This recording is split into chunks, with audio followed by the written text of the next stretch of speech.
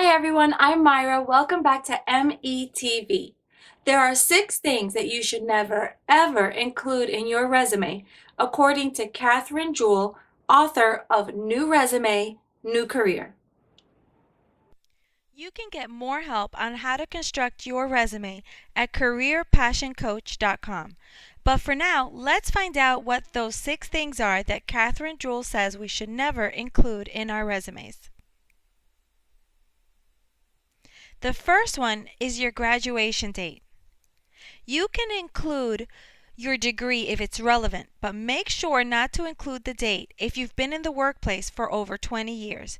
Age discrimination is a big concern these days. Avoid tempting viewers to do the math to figure out your age. Irrelevant experience. Shorten job entries that don't support the job that you are trying to get and highlight your relevant experience. Remember, put your most relevant experience at the top. Many of you have accumulated experience over the years, but be sure to include only the last 10 to 15 years of experience. If you need to reflect other expertise gained along the way, include them in a special skills section. You probably never want to include a personal section in your resume. Information such as your marital status, family members' names, church, and hobbies are just unacceptable information. You can have a community work section, but stick to relevant, non-controversial organizations like the Lions Club or your Chamber of Commerce. You absolutely want to stay away from any gaps in history in your resume. Eliminate them by filling in with a truthful short statement like homemaker sabbatical, which would explain a 5-year work hiatus and allow your interviewer to focus on your history.